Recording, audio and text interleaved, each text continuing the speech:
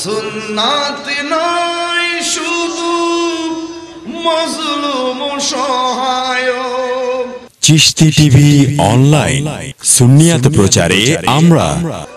সুন্নাত উহুদের জালিমের প্রতিরোধ, ঠিক না বলো? সুন্নাত নয় শুধু নির্জনে ধ্যানে যাওয়া, আর সুন্নাত হলো পাথরের আঘাত খাওয়া। মহব্বতে তার সুদিনের সাথী তুমি, মহব্বতে সুদিনের সাথী তুমি। শহীদ ফারুকের কথা মনে আছে কি? সবাই খুশি তো ইনশাল্লাহ? আলহামদুলিল্লাহ বলি সবাই। আল্লাহ আমাদের এই মাহফিলটাকে কবুল করুন, বলুন আমিন।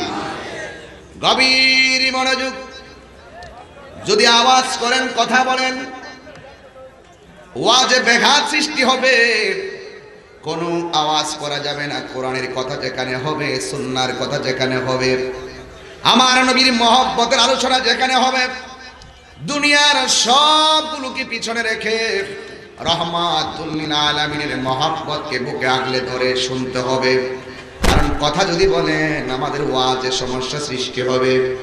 আমার উজানিসার গৌসিয়া হাবিবিয়া দরবার শরীফের যিনি প্রতিষ্ঠাতা শাহ মুহাম্মদ আল আমিন হাবিবি আল কাদরি সাহেব অনেক কষ্ট করে এলাকার মুরব্বী এবং যুব সমাজকে নিয়ে মাহফিলটা করে থাকেন। এই মাহফিলটা আজকে রাত্র 12টা বেজে গেল। আমি গত রাত্রে চট্টগ্রাম খাগড়াছড়ি থেকে মাহফিল করে দিনের বেলা 12টায় বাড়িতে এসেছি, কিন্তু অনেক পরিশ্রান্ত। এরপরও আপনারা যারা এখানে বসে আছেন, জবানটা ছেড়ে দিয়ে দিলটাকে নরম করে বলুন, আমাদের হায়াতের মালিক কে? আরো বড় করে বলুন, কে? আমার জীবন, আমার মরণ, আমার নামাজ, আমার কুরবানি একজনের জন্য। জবান খুলে বলুন, তিনি কে? কুল ইন্না সলাতি ওয়া নুসুকি ওয়া মাহইয়ায়া ওয়া মামাতি লিল্লাহি রাব্বিল আলামিন। আমার জীবন, আমার মরণ, আমার কুরবানি, আমার সালাত একমাত্র আল্লাহর জন্য, যিনি আমার হায়াতের মালিক, যিনি আমার মওতের মালিক, যিনি আমাকে বানিয়েছেন টেন্ডারবাজি করার জন্য। আল্লাহ রাব্বুল আলামিন আমাদেরকে বানাই নাই রাহাজানির জন্য, বানাই নাই সন্ত্রাসী করার জন্য, বানাই নাই ধর্মান্ধতা বিশ্বাস ছড়ানোর জন্য, আমাদেরকে বানাই নাই সাম্প্রদায়িক সম্প্রীতিকে বিনষ্ট করার জন্য। আল্লাহ রাব্বুল আলামিন আমাদেরকে সৃজন করে নাই। এখন বলবেন তাহির হুজুর, তাইলে আল্লাহ রাব্বুল আলামিন আমাদেরকে কেন বানিয়েছেন? আমার আল্লাহ রাব্বুল আলামিন কোরআনুল কারীমের মধ্যে দ্ব্যর্থহীন ভাষায় বলে দিয়েছেন, ওয়ামা খালাকতুল জিন্না ওয়াল ইনসা ইল্লা লিয়াবুদুন।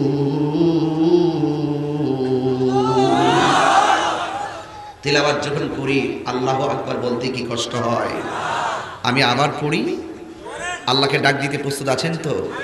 এমনও হতে পারে আবেগে উজাড় হয়ে মালিককে ডাক দিলে, আরে সন্তান যখন মারে ডাক দেয় মা, মা বুঝতে পারে কেন আমাকে সন্তানটা ডাক দিয়েছে। ভয় পেয়ে ডাক দিল মা বুঝে, খাবারের জন্য ডাক দিল মা বুঝে। আল্লাহকে আমরা ডাক দিব কেন?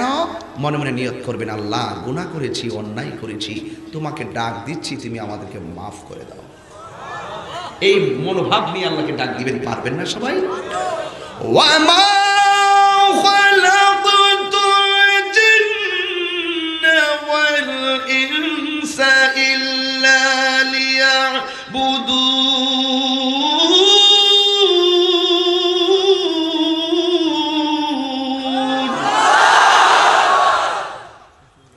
আল্লাহ রাব্বুল আলামিন বলেন, আমি মানুষ এবং জিন জাতিকে সৃষ্টি করেছি একমাত্র আমি আল্লাহর গোলামি করার জন্য। আমার পূর্বে ডক্টর সাইফুল আজম আজহারি সাহেব বলেছিলেন, মানুষকে দুই দিক থেকে ওয়াসওয়াসা দিচ্ছে। জিন জাতি এবং মানুষ জাতি দুই দিক থেকেই মানুষ বিভ্রান্তি হওয়ার সম্ভাবনা রাখে। এই জন্যই তো তিনি আয়াতটা উল্লেখ করেছিলেন, মিনাল জিন্নাতি ওয়ান নাস। আশ্রয় চাই মানুষ শয়তান, জিন শয়তান থেকে, যারা মানুষদেরকে ওয়াসওয়াসা দিয়ে মানুষের ঈমান, মানুষের মেন্টালিটিকে নষ্ট করার জন্য যারা পশমের গোড়ায় গোড়ায় কাজ করে।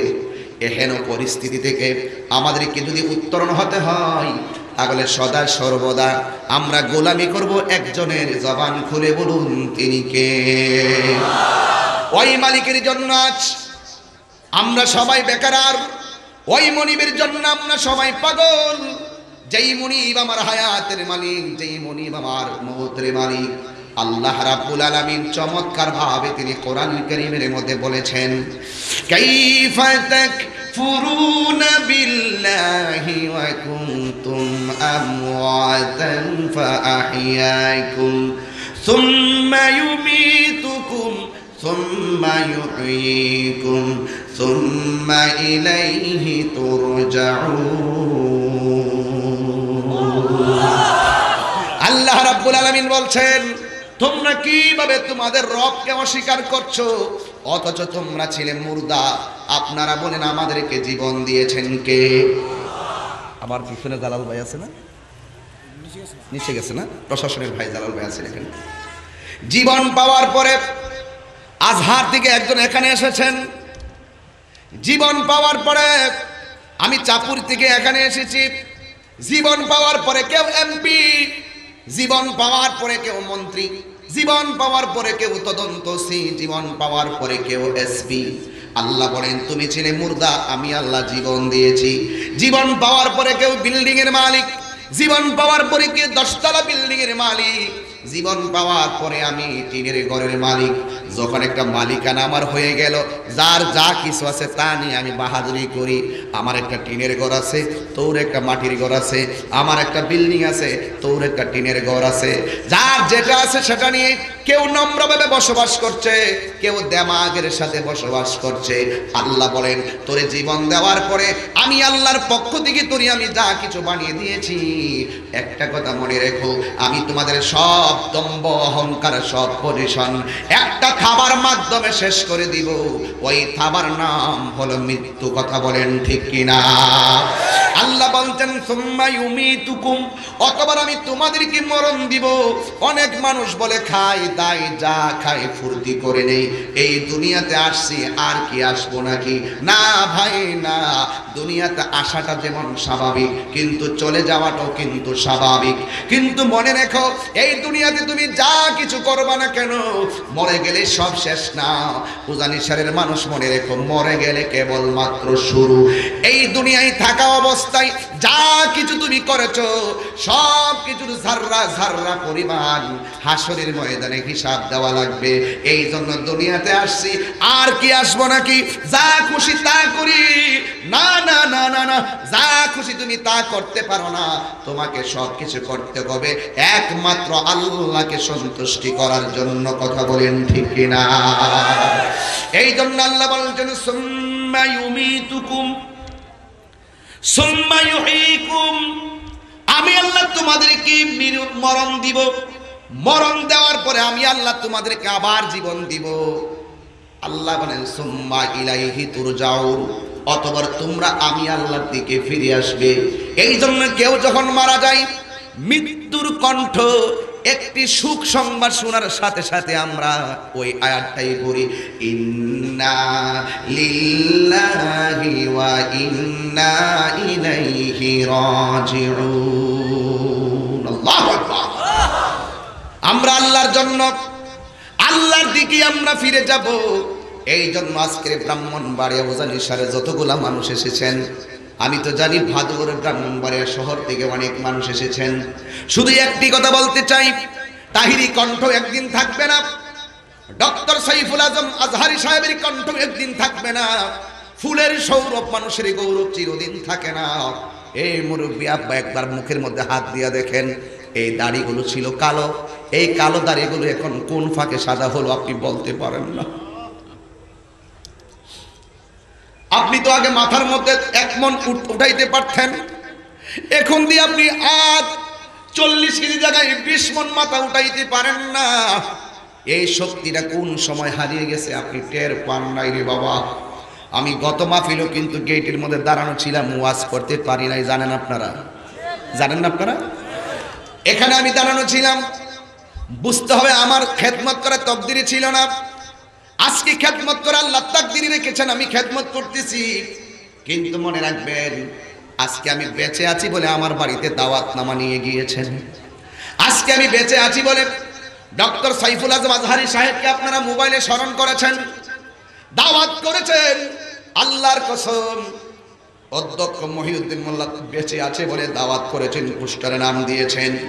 কিন্তু আমার আল্লামা শায়েখ নুরুল ইসলাম ফারুকী রহমাতুল্লাহ আলাইহি দুনিয়াতে নাই, তার সাথে ফোনও কথা হয় না, চোখও দেখার সুযোগ নাই, দাওয়াতনামা আমরা পাঠাই না। এর মানে হলো আমি দুনিয়াতে আছি বলে আপনারা আমাকে দাওয়াত করেন, আরেকজনকে দাওয়াত করেন। আমি যখন চলে যাব আমাকে আর পোস্টারে নাম দিবেন না। আমি যদি এই মুহূর্তে মারা যাই, মসজিদের মাইক দিয়ে আওয়াজ হবে, এই যে আমি আসার সময় আপনারা বললেন তাহিরি সাহেবের আগমন শুভেচ্ছা স্বাগতম, ডক্টর সাইফুল আজম আজহারি সাহেবের আগমন শুভেচ্ছা স্বাগতম, জাবের আল মনসুর ভাইয়ের আগমন শুভেচ্ছার স্বাগতম। কিন্তু আমি এখানে আসার সময় এত স্বাগতম আপনারা দিলেন, এই মুহূর্তে যদি আমি মারা যাই, মসজিদের মাইক দিয়ে আর বলবে না তাহিরি সাহেব আসছে, শুভেচ্ছা স্বাগতম আর দিবে না। এখানেও বলবে আমাকে লাশটারে ধর, বাড়িতে গেলে বলবে লাশটার জন্য পানি গরম কর, খাটের মধ্যে তোলার সময় কয় লাশটার পায়ের মধ্যে ধর। মসজিদের মাইক দিয়ে ইমাম সাহেব মুয়াজ্জিন মাইক দিয়ে বলবে মরহুমের লাশ এসেছে, মরহুমের লাশ মাঠে এসেছে, তাহিরি সাহেব আসছে। আর আমার সাহেব বলবে না। রুহুটা চলে যাওয়ার পরেই মাইক দিয়ে এলান হবে মরহুমের লাশ এসেছে। এত ভক্ত, এত আশেক, আপনারা আমাকে আর তাহিরি সাহেব বলবেন না, শুধু লাশ আর লাশ। কবরে নামানোর সময় বলবে লাশটারে কবরে নামাও, বাসটার উপরে দাও, লাশের উপরে মাটি দাও, আমাকে মাটি দিয়া সোজা চলে আসবেন, আমার কবরে একজনও যাবে না। এটাই হলো পৃথিবী, এটাই হলো পৃথিবী। বাস্তব কথা হলো, আমার পূর্বে আলোচক বলছিলেন ঈমান এমন একটা ব্যাপার, এটা মাথার বিষয় না, এটা হলো এই জায়গার ব্যাপার। এই জায়গাটাকে, ইখলাসটাকে সুদৃঢ় করুন, হৃদয়টাকে সফট করুন, মনটা হৃদয়টাকে প্রসন্ন করুন। এ যুবক, আত্মাটাকে শুদ্ধ করুন। আমরা যখন একটা গুনাহ করি, আমাদের এই জায়গায় একটা কালো দাগ পড়ে যায়, 2টা গুনাহ করলে 2টা কালো দাগ পড়ে যায়। এই জন্য এই জায়গাটাকে দুধের মতন, আয়নার মতো পরিষ্কার রাখতে গেলে আমরা সদা সর্বদাই আল্লাহর ইবাদত করতে হবে। আমার নবীর মহব্বতের প্রয়োজন আছে না নাই? এই জন্য আমার বাবারা, ঘড়ির কাঁটা ধরে ঘন্টাখানেক কথাই বলবো, কিন্তু খুব মনোযোগ দিবেন। গভীর রজনীতে আমাকে যে বিষয়টা দিয়েছেন, আমি বিষয়ের উপরে কথা বলবো। এই দুনিয়া থেকে চলে যাব, জবানটা খুলে বলুন আমাদের আসল ঘরের নাম কি, বিল্ডিং না কবর? আরো বড় করে বলুন না, বিল্ডিং না কবর? রাস্তা হলো 2টা। রাস্তা কয়টা? একটা রাস্তা হলো ভালো রাস্তা, আর একটা হলো মন্দ রাস্তা। ভালো রাস্তায় যদি চলেন আপনি যাবেন জান্নাতের ভিতরে, খারাপ রাস্তায় যদি চলেন আপনি যাবেন জাহান্নামের ভিতরে। এই জন্য যুবক, কবরটা হলো সুখের জায়গা, আবার কবরটা হলো দুঃখের জায়গা। এই কবরে যারা সুখী, কিয়ামত পর্যন্ত তারা আরামে ঘুমাইয়া থাকবে। আর কবরে যারা দুঃখী, এই কবরের ভিতরে আযাব আছে না নাই? সব মানুষ অনেক অনায়াসেই মরণটারে মেনে নেই, কারণ আমার আল্লাহ বলেন ওয়া মা তাদরি নাফসুন বিআইয়ি আরদিন তামুত। তুমি তো জানো না কোন জায়গায় তোমার মরণ হবে। এই জন্য কবরের আযাবের উপরে আমি একটা ওয়াকিয়া বলে আপনাদের সামনে বয়ানটা শুরু করলাম। এক ব্যক্তি মারা গেল, আল্লাহু আকবার, এক ব্যক্তি মারা গেল। এই মুহূর্তে আমাদের মরণ আসতে পারে কি পারে না? এই যুবকরা জবান খুলে বলো, পারে কি পারে না? এই মুহূর্তে আমাদের মরণ আসতে পারে কি পারে না? এখন মরণটা যদি চলেই আসে, আমরা আগামীকাল আল্লাহর দরবারে কি জবাব দিব?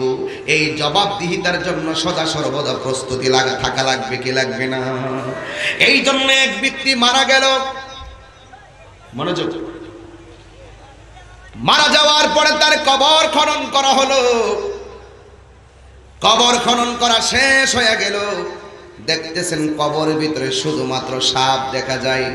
আপনারা বলেন সাপটা কি একটি স্বাভাবিক খবর নাকি অস্বাভাবিক খবর? এই সাপ দেখার পরে সবাই ভয় পেয়ে গেল।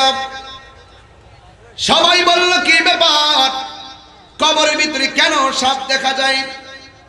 ওই মুহূর্তে সবাই ভয় পেয়ে এলাকার গণ্যমান্য ব্যক্তিদেরকে বললেন কবরে সাপ দেখা যায়। এবার এই কবরটা পরিবর্তন করে আর একটা কবর করা হলো। ওই কবরটা করার পরে দেখতেছেন ওই কবরের ভিতরেও সাপ দেখা যায়। দুনিয়ার জমিনে কেউ সাপ দেখলে ভয় পায়া দৌড় মারে, আর দুনিয়ার সামনে যদি কেউ কাউকে সাপে দংশন করতে আসে, আর একজন মানুষ দেখলে তার সাপটাকে মারার জন্য লেগে যায়। কিন্তু কবরের ভিতরে এমন একটা জায়গা, ওই কবরের ভিতরে সাপ আসলে কেউ তোমাকে উদ্ধার করার জন্য যাবে না। কথা বলেন না ঠিক কিনা? কেউ যাবে না।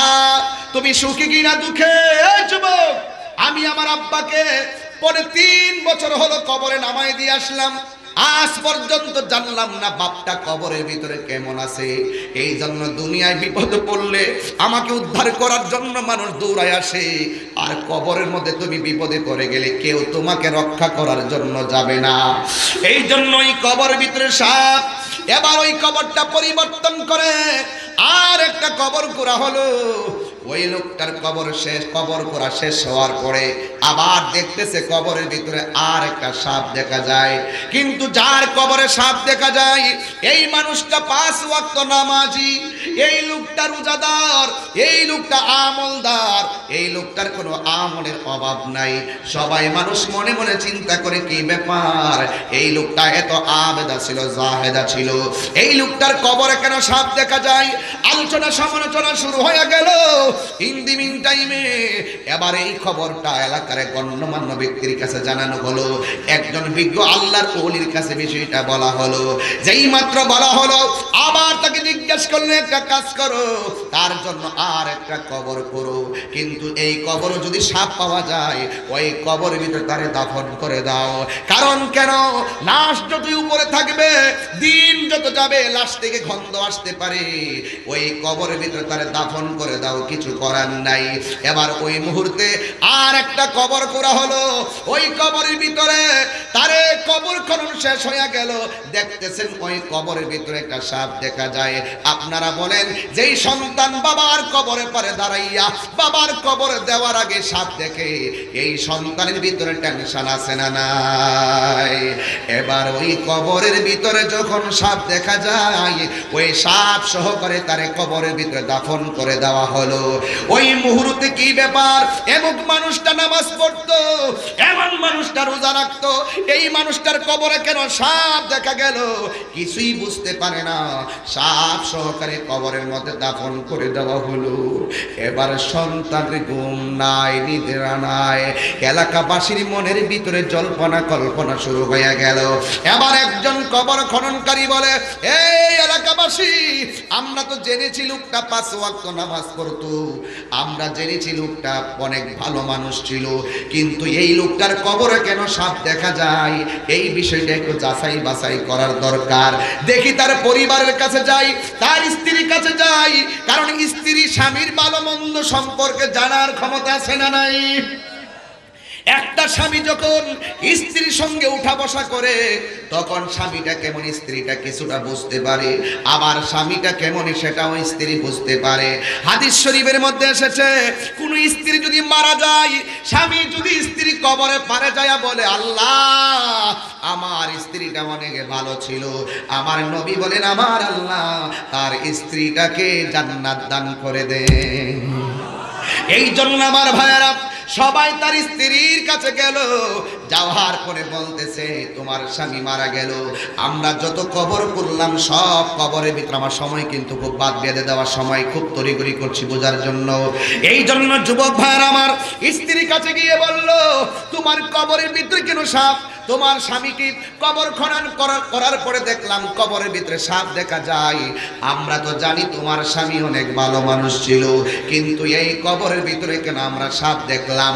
তোমার জানা সিনি তোমার স্বামী কেমন ছিল একটু বলো। স্ত্রীটা ডাক দিয়া বলে হ্যাঁ আমার প্রতিবেশী, আপনারা যা জানেন আমিও তা জানি। আমার স্বামী নামাজ পড়তো সেটা আপনারাও জানেন আমিও জানি। এই আমার স্বামী রোজা রাখতো আপনারাও জানেন আমিও জানি। কিন্তু আমার স্বামীর জীবনে এমন একটা অন্যায় ছিল, এটা আমি ছাড়া আপনারা সমাজের কেউ জানেন না। আমার মনে হয় ওই অন্যায়ের কারণে কবরে যাওয়ার আগে আমার আল্লাহ সাপটা নামায়া দিয়েছেন। কই কি অন্যায়? কই আমি হাজারবার আমার স্বামীর আমি না করেছি, আমার স্বামী আমাকে মানে নাই, কিন্তু আমার স্বামী তো জানতো একদিন দুনিয়া ছেড়ে হারিয়ে যাওয়া লাগবে। এই দুনিয়ার ব্যবসার লাভজনক শস্য, এই দুনিয়ার লাভজনক কিছুই তোমার কবরে যাবে না। তোমার নীতি, তোমার ইখলাস, তোমার চরিত্র, তোমার আমল, তোমার ঈমান, আর দুনিয়ার কোনো সম্পদ তোমার সঙ্গে কবরে যাবে না। আমি অনেকবার বলেছি আপনি একদিন হারিয়ে যাবেন, আপনি এই রকম অন্যায় করিয়েন না। যদি দুনিয়া থেকে চলে যাওয়ার ভয় কারো থাকে, সে কোনোদিন অন্যায় করতে পারে না। আমার স্বামীকে আমি অনেকবার বলেছি, আমার স্বামী মানে নাই, মানে নাই, মানে নাই, কিন্তু আমার স্বামী দুনিয়া থেকে হারিয়ে গেছে। হারিয়ে যাব একদিন আমি, রহনায় ভুবন চিরদিন। শুধু এই কথাটা মনে রাখবেন, একদিন আমিও হারিয়ে যাব, আমার পাশে যারা আছে তারাও হারিয়ে যাবে। ঠিক কিনা বলি? বলেন না, হারিয়ে যাব একদিন আমি, রহনায় ভুবন চিরদিন। ক্ষমা করে দিও তোমরা আমায়, ক্ষমা করে দিও তোমরা আমায়, ভুল করে থাকি যদি কোনো দিন। হারিয়ে যাব একদিন আমি, রবনায় ভুবন চিরদিন। সবাই বলেন হারিয়ে যাব একদিন আমি, রবনায় ভুবন চিরদিন। ক্ষমা করে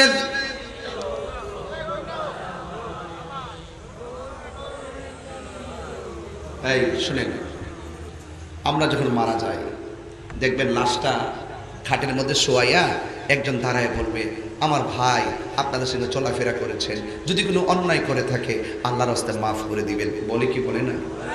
এই আমার পক্ষ থেকে আমার ভাইয়ের মাপ চাওয়ার আগে আজকে আপনারা তওবা করে মাপটা চাইয়া নেন। বলেন ক্ষমা করে দিও তোমরা আমায়, ক্ষমা করে দিও,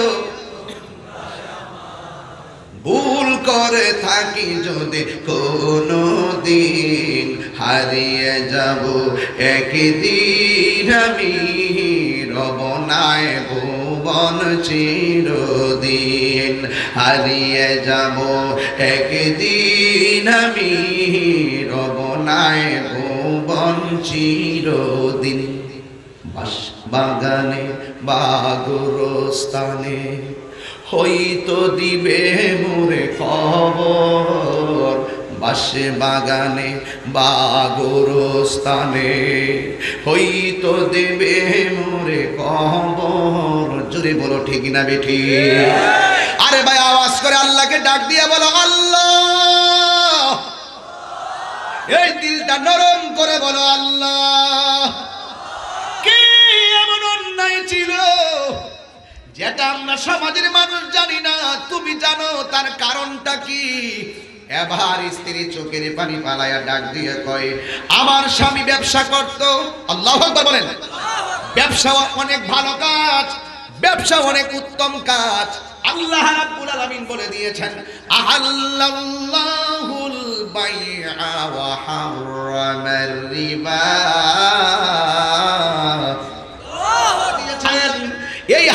ব্যবসা যদি তুমি করতে পারো, আল্লাহ রাব্বুল আলামিন তোমাকে আযাব থেকে রক্ষা করবেন।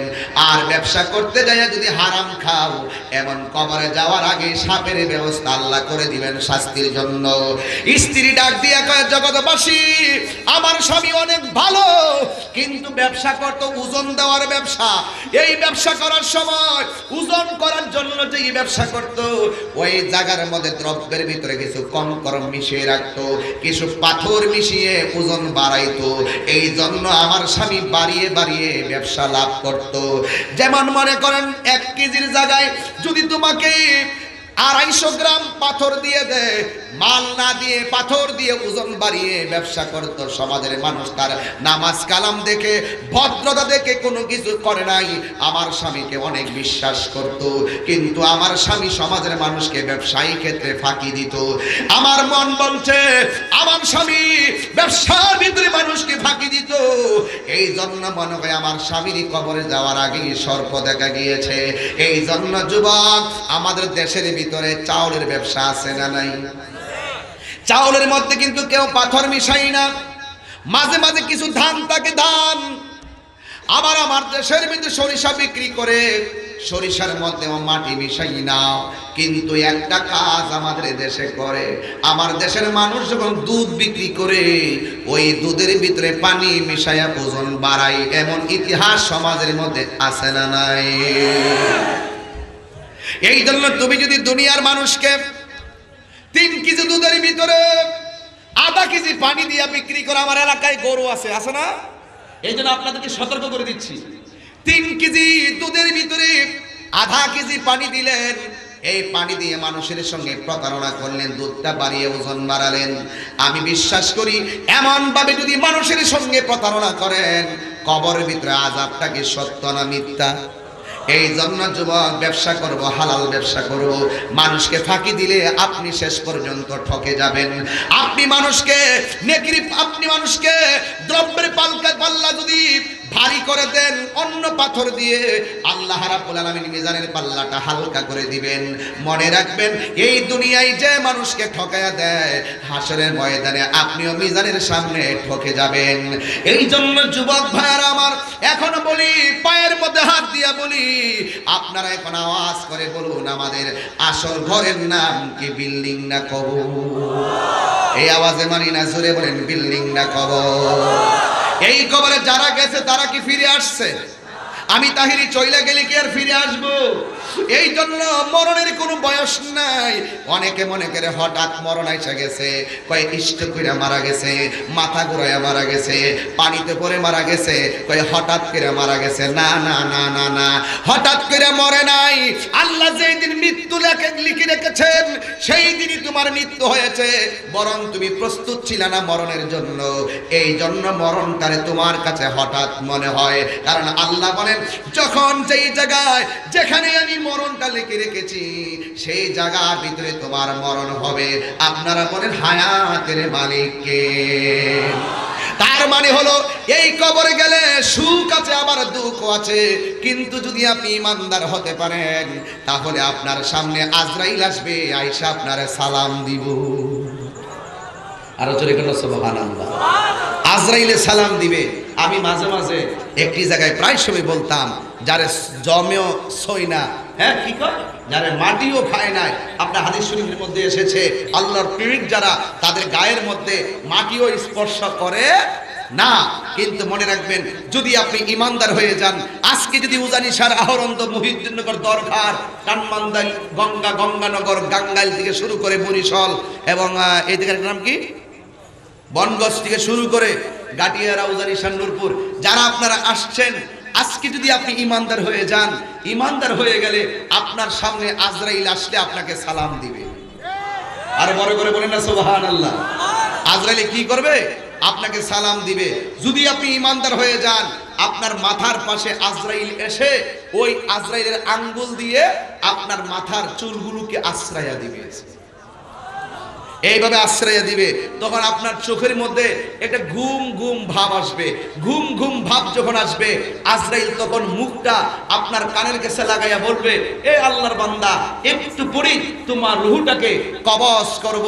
তোমাকে চলে যেতে হবে দুনিয়া ছেড়ে, তখন একমাত্র ইমানদার যারা, ওই মুহূর্তে যদি আপনি বেঈমান হন, আপনি বলবেন এই দুনিয়াতে আমার নামাজ বাকি আছে, আমাকে একটু সময় দাও, আমার রোজার বাকি আছে, আমাকে একটু সময় দাও, আমার হজের বাকি আছে, আমাকে শুধুমাত্র একটু সময় দাও, আমার মায়ের খেদমতের বাকি আছে, আমাকে একটু সময় দাও।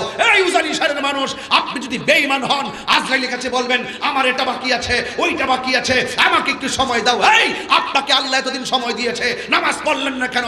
আপনাকে এতদিন সময় দিয়েছে, আপনি রোজা রাখলেন না কেন? মৃত্যুর সময় তুমি বাঁচার কাকুতি করো কেন? কিন্তু মনে রাখো, বেঈমান যারা, তারা মনে করে এই পৃথিবীটা হলো পালাখানা, কিন্তু ইমানদার যারা, তারা মনে করে এই দুনিয়াটা হলো জেলখানা।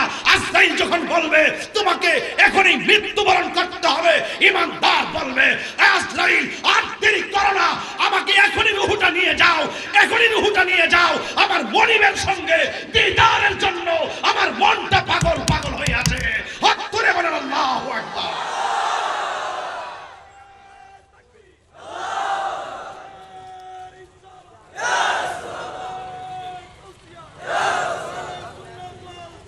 শোনেন শোনেন, আমরা কি ইমানদার না বেঈমান? এই ইমানদারের জন্য দুনিয়াটা হলো জেলখানা, ঠিক কিনা বলুন? আর বেঈমান যারা, তারা মনে করে এই পৃথিবীটা হলো বিশাল প্রাসাদ, এই পৃথিবীটা হলো বিশাল বালাখানা, কিন্তু তারা জানে না ফেরাউন কিন্তু দল বল আর সম্পদে কম ছিল না, নমরুদ কিন্তু দল বল আর জনমতে কম ছিল না, চলে যেতে হয়েছে। এই পৃথিবীতে যারা বিশাল অট্টালিকার মালিক হয়, এদেরকে যদি দুনিয়ার লৌকিকতা পেয়ে যায়, দুনিয়ার অহংকার পেয়ে যায়, তখন তারা দুনিয়ায় বেশি দিন বাঁচতে চায়। ইমানদার কেবল সব সময় মৃত্যুর জন্য প্রস্তুত থাকে।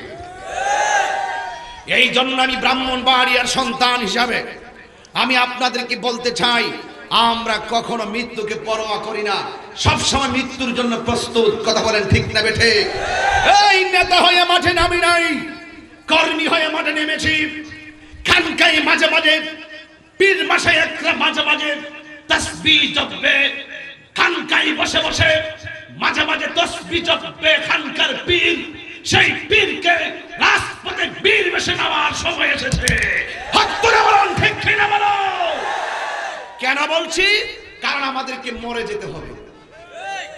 এই মরে যেতে হবে যেহেতু, বাঁচার মতো বাঁচো, একদিন তো মরেই যাব, কিন্তু মনে রেখো জানি সারবাসী, লড়ে যাব, লড়ে যাব।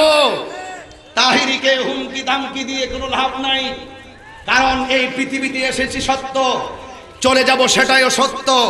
কিন্তু কবরে যদি যাই, হুব্বে রাসূল নিয়ে যদি যাই, কবরে যদি রাসূলের ইশক নিয়ে যাই, কবরে যদি মুস্তাফার প্রেমের মালা পড়ে যায়, আমি বিশ্বাস করি এই পৃথিবীর মানুষের কাছে আমার যাতনা হতে পারে, কিন্তু আমার প্রেমের ঠিকানা মদিনা হলে আমার কবরের ভিতরে সুখের ঠিকানা করে দিবেন কে?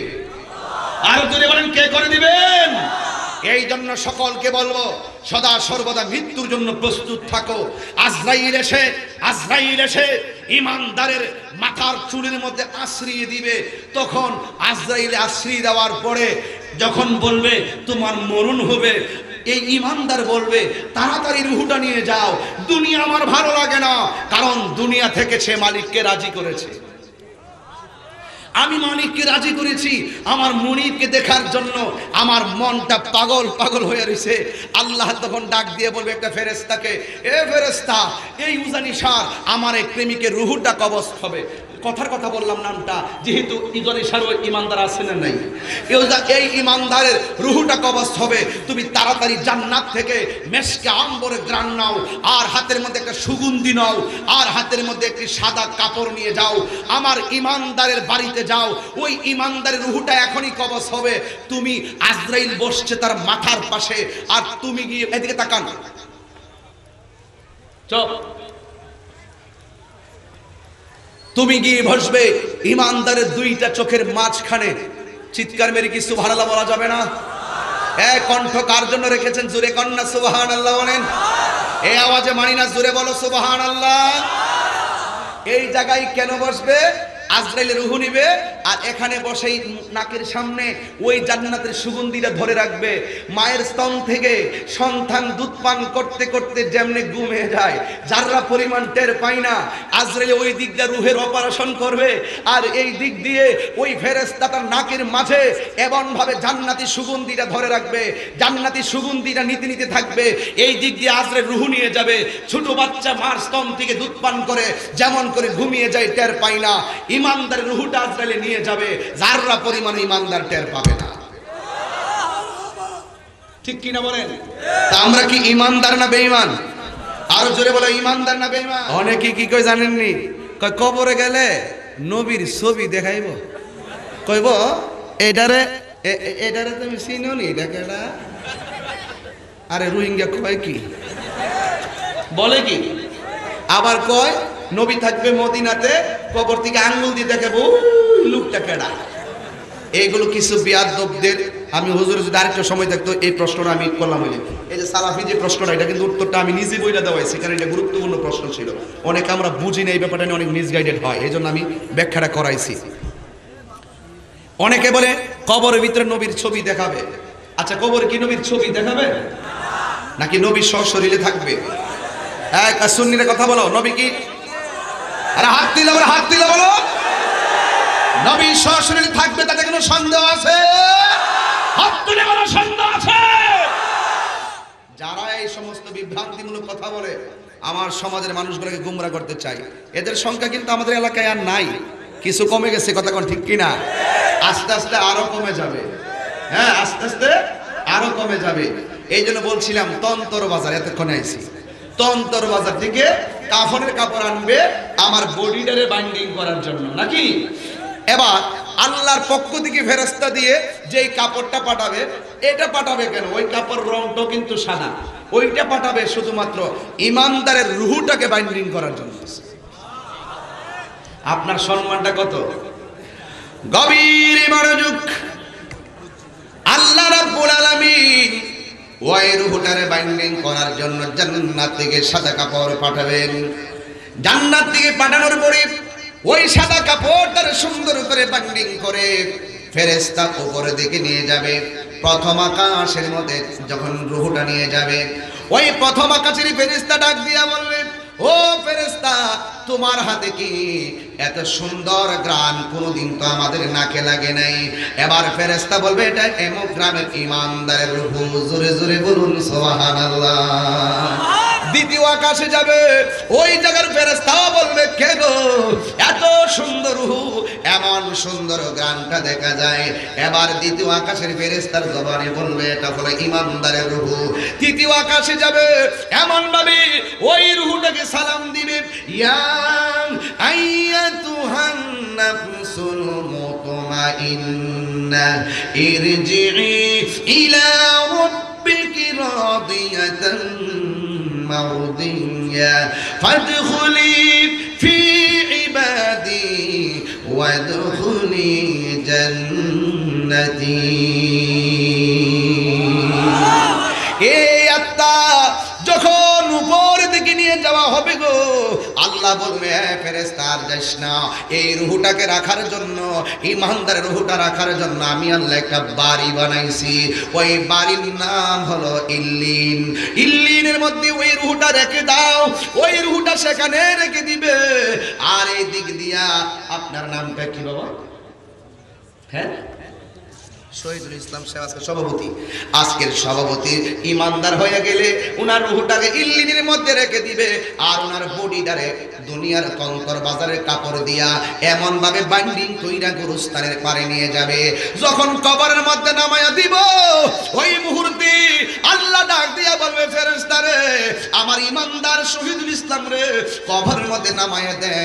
ওই কবরের মধ্যে নামায়া দিয়েছে, বাঁশের চারিগুলা দেওয়া হয়েছে, উপরের দিকে দিয়ে কাঠিগুলো দেওয়া হয়েছে, আর মাটিগুলো সুন্দর করে দেওয়া হয়েছে।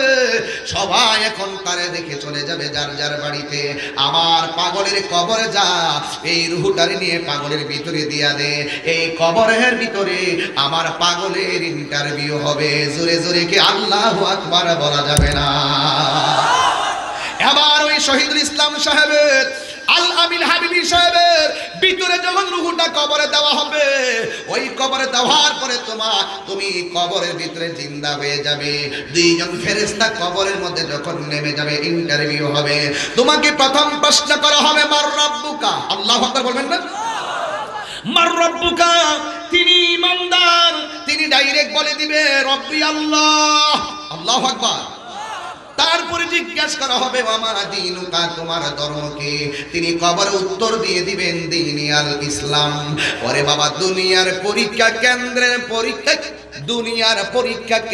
পরীক্ষা গোপন থাকে, আউট হলে আর পরীক্ষা হয় না, কিন্তু কবরে গেলে ঈমানি পরীক্ষা তোমার হবে। ওই সেন্টারে যাওয়ার আগেই আমার আল্লাহ তিনটা প্রশ্নকে আউট করে দিছে। দুনিয়ার মানুষ যদি মুখস্থ করতে করতে কণ্ঠস্থ ছোটস্থ অন্তস্থ করার পরে যদি মারা যায়, কবরে গেলে তিনটা প্রশ্নের উত্তর দিতে পারবে না। এই কবরের উত্তর যদি দিতে হয়, তোমার নেক আমল আর ঈমানের প্রয়োজন আছে না নাই? আমি যদি মারা যায়, এই দেখেন পাঞ্জাবি পরলাম, আমার পাঞ্জাবির মধ্যে দুইটা পকেট আছে, এই দুইটা পকেটে আমি টাকা রাখি, পয়সা রাখি, কিন্তু চিরদিনের ড্রেসের নাম হলো কাফনের কাপড়। এই কাফনের কাপড়ের মধ্যে কোনো পকেট নাই। বোঝা গেল দুনিয়ার পাঞ্জাবি তুমি পরো নিজের কিছু মাল রাখার জন্য, কিন্তু কবরের যে পাঞ্জাবি, এই কবরে কোনো পকেট নাই, মানে কিছু নেওয়ার আর সুযোগ নাই। এই কবরে ইমানদারের তৃতীয় নম্বর প্রশ্ন করবে ওয়ামা কুনতা তাকুলু ফি হাক্কি হাযার রাজুল, এই লোকটা সম্পর্কে তুমি কি বলতে, এই লোকটা সম্পর্কে তুমি কি ধারণা করতে? একমাত্র ইমানদার কবরের মধ্যে বসে থেকে উত্তর দিবে। তিনি হলো সেই নবী যিনি হলেন আমার আল্লাহর সাক্ষী, তিনি হলো এই নবী যার কথা শুনে আমি আল্লাহর বিধান মেনেছি, তিনি হলো আমার নবী, আমার প্রাণের নবী, মায়ার নবী। জোরে জোরে কি আল্লাহু আকবার বলা যাবে না? যেই মাত্র ইমানদার কবরের ভিতরে তিনটা প্রশ্নের উত্তর দিবে গো, ওই মুহূর্তে আমার আল্লাহ ডাক দিয়ে বলবে আমার ইমানদার ফার্স্ট ক্লাস ফার্স্ট হয়ে গেছে। একটা মাত্র কাপড় দিয়া কবরের ভিতরে কেমনে থাকবো? তাড়াতাড়ি জান্নাতের ভিতরে যাও, জান্নাতের ভিতরে যাই আমার পাগলের জন্য একটা জান্নাতের গালিচা নিয়ে আসো। এমন একটা সুন্দর বিছানা, এই বিছানা তন্তর বাজারের বিছানা না রে, এমন একটা বিছানা জান্নাত থেকে আমার আল্লাহ ফরাশটা পাঠাইয়া দিব। এই কবরের ভিতরে তোমাকে বিছানা বিছাইয়া দিব, তুমি বিছানার মধ্যে এমন ভাবে শুইয়া যাইবা, শুয়ার পরে তুমি আরামে উল্লাসে শোয়ার জন্য তুমি কায়িত হইবা। জান্নাত থেকে একটা নূরের হাওয়া কবরের ভিতরে ঢুকাইয়া দিবি। দুনিয়ার মানুষ ঘরে যেমন বিছানা করে, আল্লাহ জান্নাত থেকে কবরে বিছানা বানাইয়া দিবে। দুনিয়ার মানুষ ঘরে যেমন এসি ব্যবহার করে, দুনিয়ার মানুষ যেমন করে ফ্যান ব্যবহার করে, আমার আল্লাহ রাব্বুল আলামিন জান্নাত থেকে একটা নূরের হাওয়া কবরে ঢুকাইয়া দিবে রে বাবা। এমন একটা ঘুম ভাব লাগবে, ইমানদার আরামে ঘুমায়া ডান কাত হবে। ডান কাত হওয়ার পরে দেখবে এত সুন্দর একটা নূরের বাতি জলমল করে জ্বলতেছে। ইমানদার কইব তুমি কে গো, আমার কবরের ভিতরে আলো দিতেছো। ওই নূরের বাতি ডাক দিয়া বলবে আমি দুনিয়ার কোন সূর্যের আলো না, আমি দুনিয়ার কোন চাঁদের আলো না, আমি হইলাম দুনিয়ার তোমার সব নেক আমল। আমার আল্লাহ তোমার আমলগুলোকে আলো বানাইয়া কবর পাঠাইছি। এবার ইমানদার আলো আনন্দিত হয়ে যাবে। এবার ইমানদার বাম কাতে হবে। বাম কাতে হওয়ার পরে আমার ডাইনে একটা লাইট আছে না নাই? আরে আমার ডাইনে একটা লাইট আছে, বামে আর একটা লাইট আছে। আমি ডানে ঘুমাইলাম, নূরের বাতি দেখতে পাইলাম। আমি বামে ঘুমাইলাম, আর একটা নূরের বাতি দেখতে পেলাম। জিজ্ঞাসা করবে তুমি কে গো? ওই নূরের আলো জবাব দিবে আমারে তুমি চিনো না, আমি কেউ না, আমি হইলাম দুনিয়ার তোমার কোরআন তেলাওয়াত। ইন্না নাহনু নাসালনা যিকরা ওয়া ইন্না লাহু লাহাফিজুন। নিশ্চয়ই আমি আল্লাহ কোরআন নাজিল করেছি, এই কোরআনকে হেফাজতের দায়িত্ব আমি আল্লাহ পৃথিবীর কাউরে দেই নাই।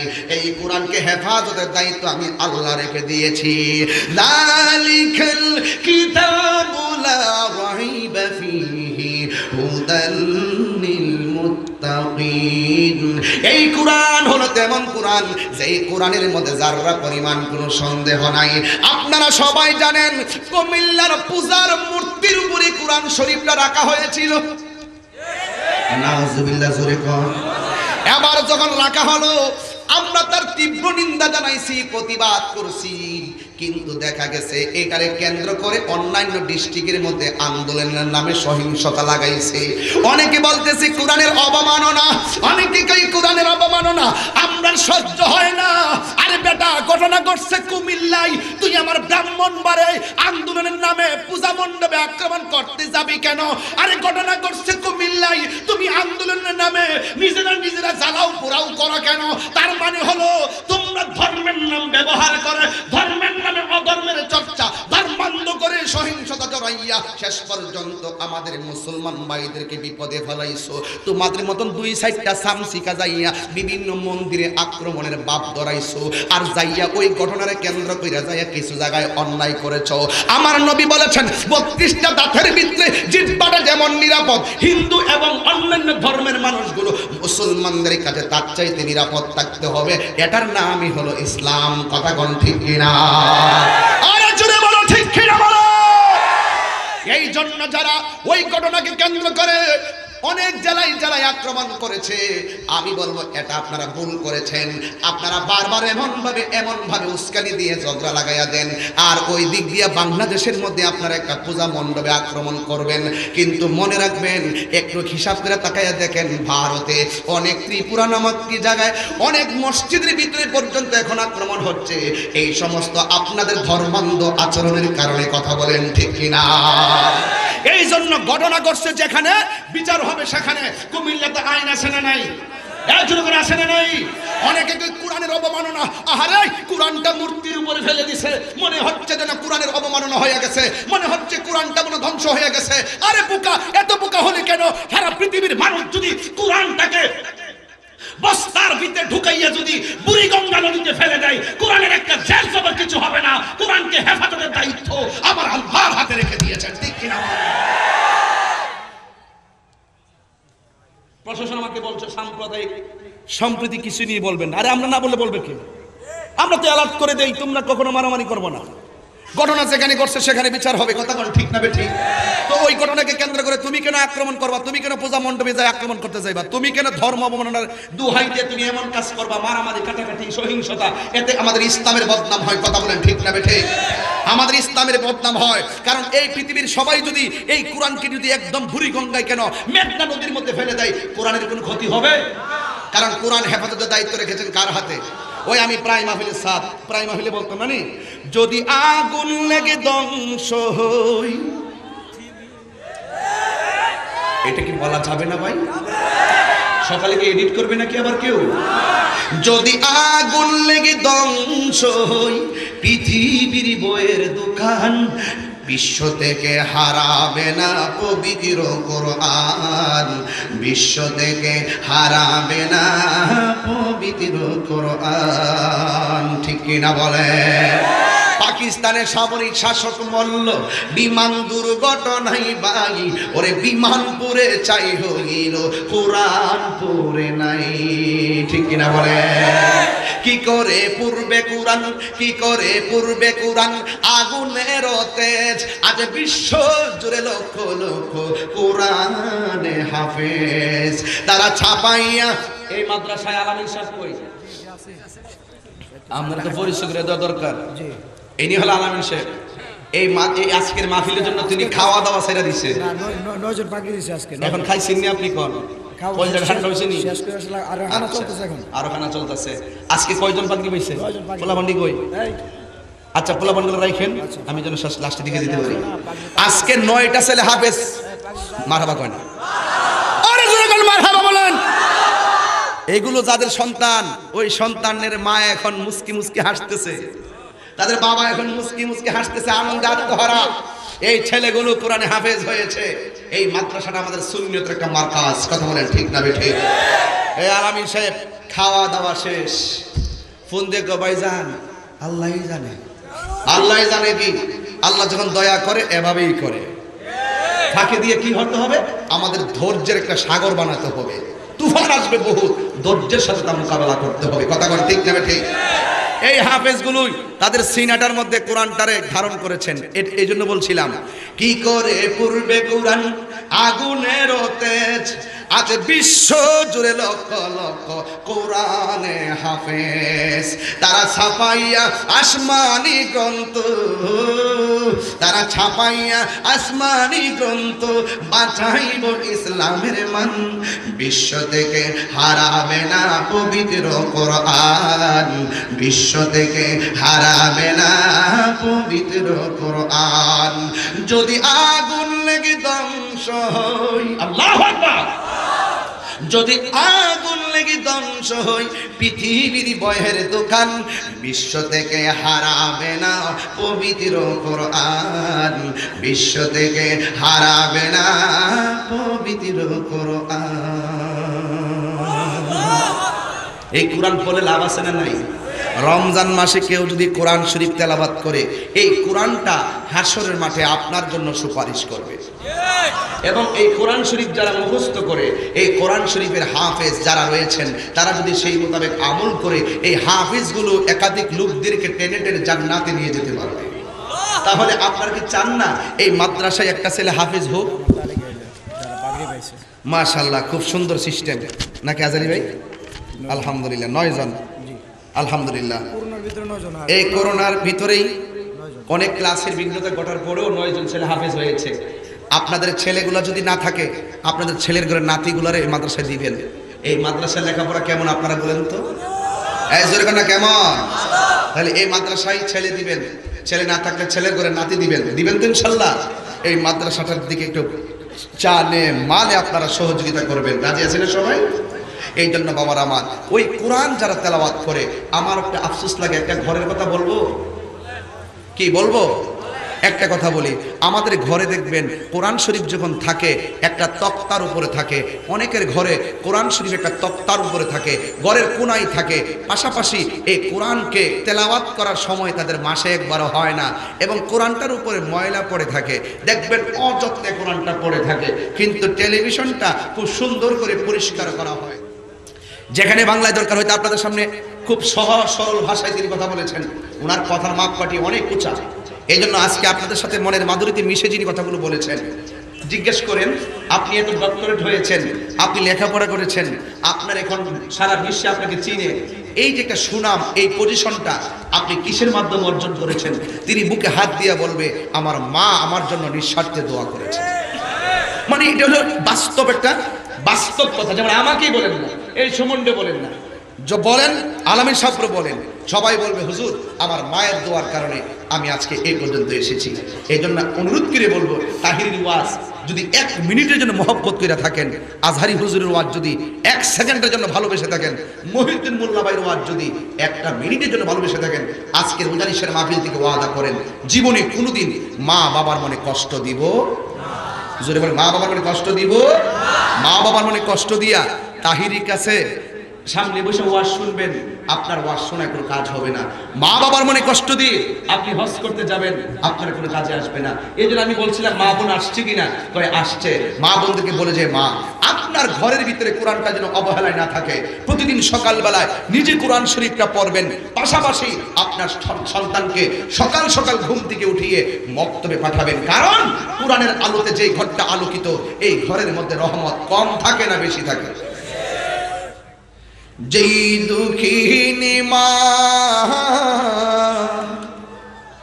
যেই দুঃখিনী মা হায় রে আমায় করেছে লালন, করেছে লালন, আমি কেমনে দিব ওই দুঃখিনী মায়ের দাফন, আমি কেমনে দিব ওই দুঃখিনী মায়ের দাফন।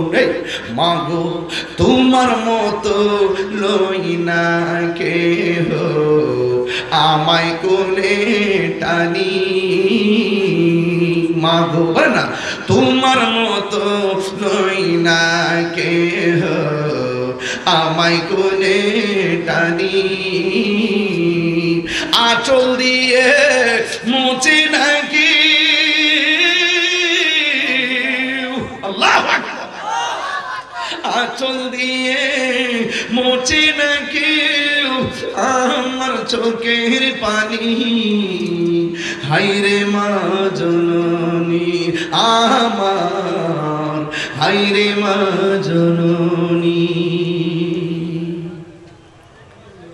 এই মারে কি কষ্ট দিবেন এই যুবক মুখটা খুললে বলো মারে কষ্ট দিবেন মারে দুঃখ দিবেন মাকে কোনোদিন আঘাত দিবেন মায়ের সঙ্গে ভালো ব্যবহার করার হুকুম করেছেন কে আরো যখন কে করেছেন আজকের মাহফিল থেকে যাওয়ার পরে আমার মতো যারা বাবা হারিয়েছেন কালকে গিয়ে বাবার কবরটা জিয়ারত করবেন যাদের বাবা মা বেঁচে আছে কদমে ধরে সালাম করে বলবেন মা আর কোনোদিন তোমাকে দুঃখ দিব না কষ্ট দিব না কারণ একজন ডক্টর এবং তাহিরি অধ্যক্ষরা আমার ওয়াজের স্টেজে বসে বসে বলছেন তারা নাকি মায়ের দোয়ায় অনেক বড় হয়েছে মা ওই দোয়াটা করে দাও না যে এই দোয়ার কারণে আমি মদিনায় যেতে পারি এটা মায়ের পায়ে ধরে ধরে আপনি চোখের পানি ফালায় বলবেন বাবারে মা তোমাদের কখনো শত্রু না মা তোমাদের জন্য অনেক আপন আজকে অনেক মা চোখের পানি ফালায় আমরা কাছে বিচার দেয় হুজুর আমার ছেলেটা লেখাপড়া করে না আজকে আমি দেখেছি যতটা ছেলের মা কষ্টে আছে ম্যাক্সিমাম ছেলেগুলো নেশার সঙ্গে জড়িত হয়ে গেছে কিসের সঙ্গে আমাদের এলাকায় নেশা আছে না নাই যেই সমস্ত সন্তানরা নেশার সঙ্গে জড়িত হয়ে গেছে এই সন্তানগুলোর জীবন ধ্বংস এই সন্তানগুলোর ঈমান ধ্বংস এই সন্তানগুলোর পারিবারিক অশান্তি এই সন্তানগুলো মানসিকভাবে রোগী এই সন্তানগুলো ধুকে ধুকে ধুকে ধুকে শেষ পর্যন্ত ভবিষ্যৎ ধ্বংসের দিকে ঠেলে দেয় কথা বলুন ঠিক কিনা আজকে উদানি সারের মাহফিলে ভদ্র সন্তানদেরকে বলছি ভদ্র ছেলেরা তোমরা ওয়াদা করো আজকে থেকে আর কি নেশা করবা এখন শুধু বলবে বন্ধ বাবা জোরে বলো বাবা এই বাবা বলতে কি আপনার বাবা বাবা নামে একটা নেশা আছে না নাই এ কন্ট্রাক্টর দল আছে কি না যেটা খাইবো আমার কাছে কইবেন গোফরে নিয়ে থানা দিয়ে দিন থানার বহুত লোক আছে নামটা দিয়ে দিয়ে যে ডিলারগুলোর আছে ডিলারগুলোর সব সাইজ করে লাভ বাবা তোর দিয়ে এই বেড়ে তোর দিয়ে টুডি লড়ছে না এই বেড়া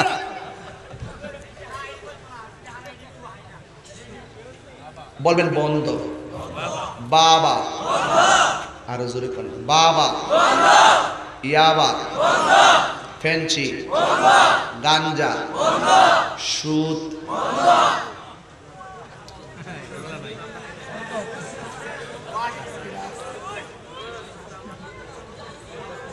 আসেনি সুদ এই সুদ কুট্টি সমাজে বেশি মস্তানি করে যেটা সুদ খাইব হেরে সমাজের নেতাগিরি থেকে বুলডগ করে দিবেন যে সুদ খাইব এটারের মেম্বার চেয়ারম্যান বানাইতে পারতেন না রাজি আসেনি সবাই রাজি আসেননি যেটা সুদ খাইব এটার পিছনে নামাজ পড়তে পারতেন না কথা কোন ঠিক না বেটি সুদ করে কোনো ইমামতি নাই কথা বলেন ঠিক কিনা বলেন সুদ করে কোনো খেতাবত নাই কথা বলেন ঠিক কিনা বলেন সুদ করে কোনো মাতবরগিরি নাই ঠিক কিনা বলো একটা সুদখোর কোটি টাকার মালিক হতে পারে মসজিদের সভাপতি হওয়ার যোগ্যতা তার নাই হাত তুলে বলুন ঠিক কিনা বলো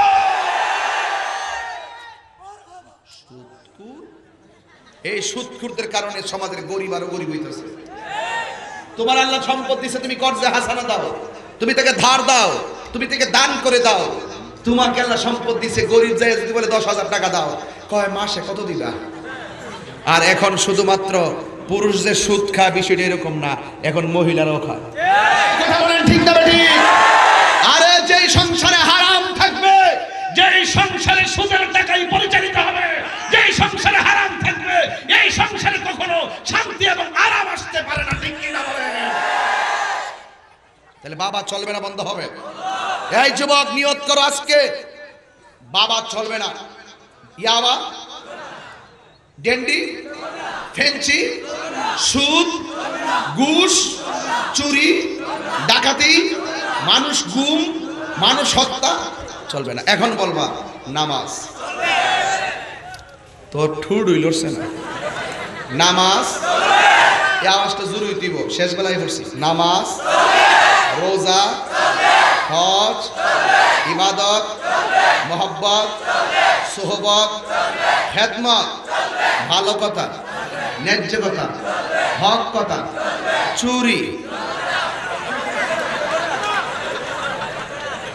চুরি চলবে? চুরি চলবে? আজকে থেকে ওয়াদা করেন জীবনে কোনোদিন হারাম খাবো। এক বছর আমার হুজুর সুদের ওয়াজ যেমনি করেন, ঘুষের ব্যাপারে কিছু বলুন না। ঘুষের ব্যাপার হইলো আর রাশি ওয়াল মুরতাশি কিলাহুমা, যে বাটফারে ঘুষ খাইবো আর যে ঘুষ দিব দুটোটাই হলো সমান অপরাধী এবং দুটোটাই জাহান্নামী। কথা বলেন ঠিক না বেঠিক?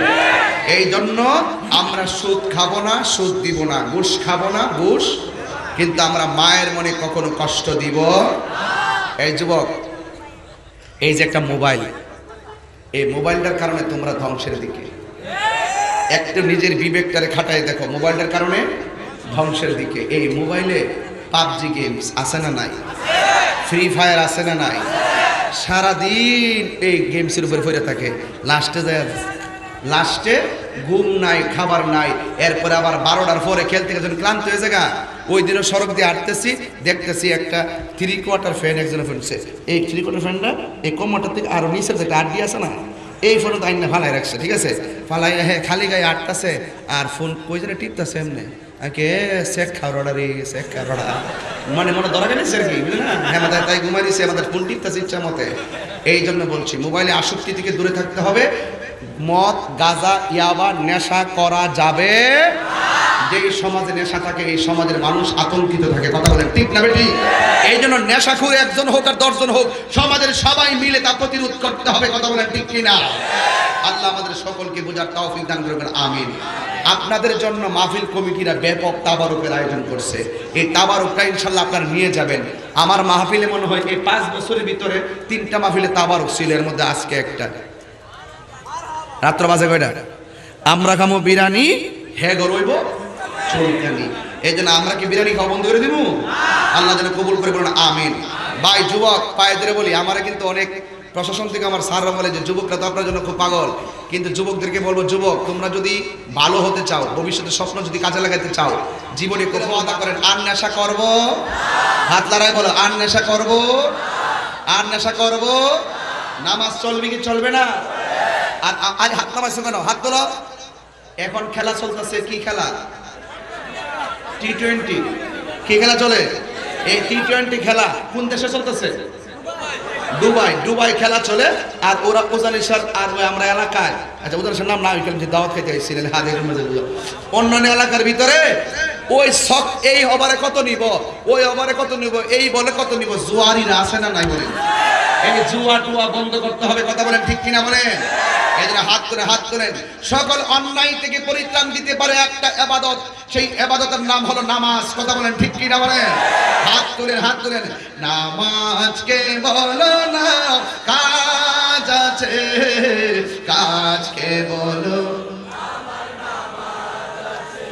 আপনাদের মোবাইলে ফ্ল্যাশ লাইটটি জ্বালাই দেন, তাইলে আমি পিছনে বন্ধ করে মানুষগুলো দেখতে পারবো। জ্বালান জ্বালান, তাইলে দেন, জ্বালান, জ্বালাইলে আমি বুঝতে পারবো যে আপনারা কেমন লোক আছেন। নামাজকে বলো না কাজ আছে, কাজকে বলো। নামাজ বিহীন পরপারে দিবে তুমি প্রভুর কাছে। নামাজ বিহীন পরপারে কি জবাব প্রভুর কাছে? হাত করবে। ফজর কাটে ঘুমের ঘরে, জুহর কাজে কাজে, আসর কাটে খেলা দুলায়, মাগরিব মাঝে মাঝে। ঠিক না বেঠি? সবাই হাত তুলুন। নামাজকে বলো না এ কাজকে বলো, আমার নামাজ আছে। নামাজকে বলো না কাজ আছে, কাজকে বলো।